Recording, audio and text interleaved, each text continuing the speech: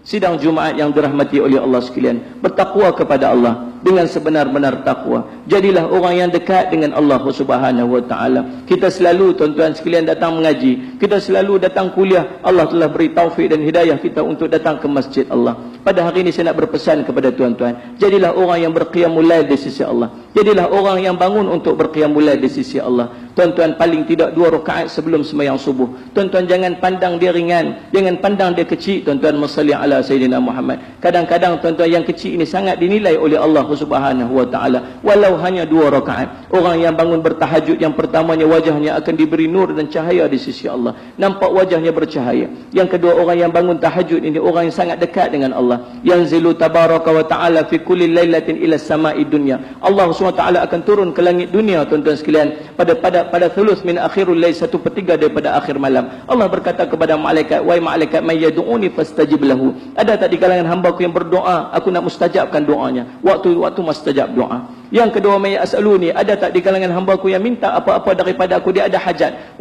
masalah rumah tangganya, masalah kewangannya, masalah kesihatannya, masalah anak pinaknya, dia nak minta apa-apa daripada aku, fa'utiyahu, dan aku nak tunaikan hajatnya.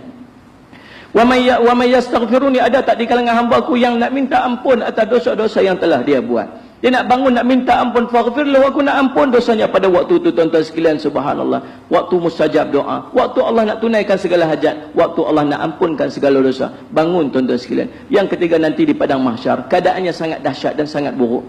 Waktu itu tuan-tuan, Abu Bakar Ad-Dunya menulis dalam kitabnya Al-Ahwal, memetik satu karangan daripada hadis Nabi sallallahu alaihi wasallam menceritakan sesak dan padatnya ketika berdiri di padang mahsyar.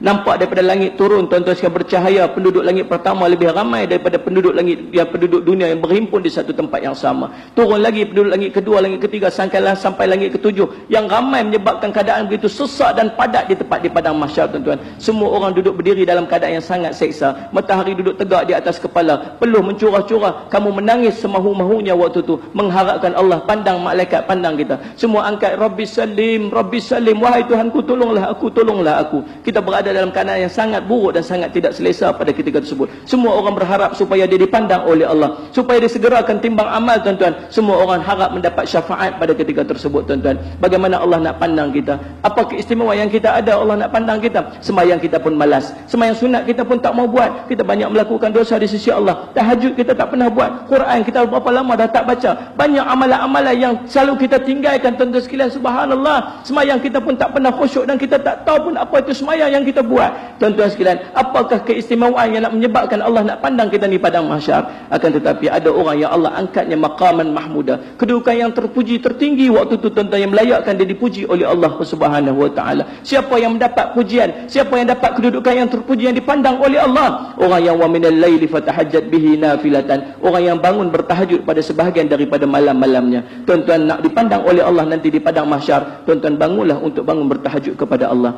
Kemudian diceritakan lagi dalam kitab An-Nihayah fil Fitan wal Malahim, waktu keadaan neraka sudah tegak hitam nampak di depan mata kita, waktu itu kita semua jatuh melutut sebab takut atas dosa-dosa yang kita buat. Semua berpandang kiri dan kanan, takut tuan-tuan sekalian, dan nampak dosa-dosa di belakang, dan dosa ini akan menyebabkan kita diazab dalam neraka yang telah kita ceritakan sifat-sifatnya tadi.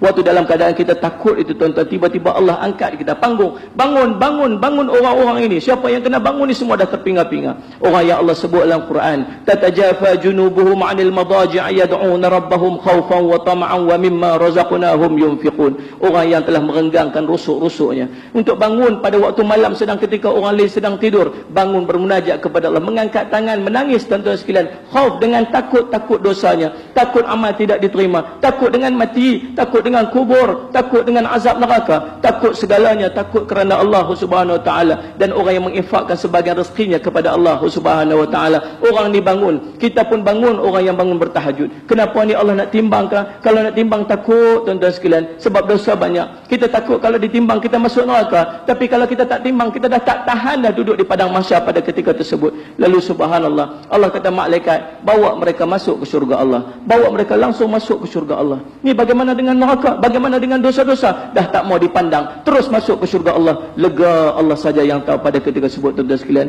Oleh yang demikian, kita sangat memerlukan kepada tahajud. Tuan-tuan, saya nak minta, tuan-tuan tak payah bangun awal-awal sangat. cukup 15 minit, cukup 20 minit sebelum sembahyang subuh yang tuan-tuan pergi ambil wuduk, tuan-tuan sembahyanglah 2 rakaat. Selepas daripada Fatihah tuan-tuan baca qul ya. Lepas daripada Fatihah rakaat kedua tuan-tuan baca qul huwallahu ahad. Selepas tu tuan-tuan angkat tangan sikit berdoa, kemudian masuk waktu subuh. Itulah permulaan untuk kita buat tuan-tuan, sebab kita bukan jenis orang yang sembahyang banyak. Mulakan dengan 2 rakaat dulu. Mudah-mudahan nanti hujung-hujung hayat kita jadi orang yang istiqamah untuk kita mesalli ala Muhammad, bangun bermunajat kepada Allah pada setiap malam. Mudah-mudahan berdoalah kepada Allah supaya Allah berikan kepada kita kekuatan itu, insya-Allah.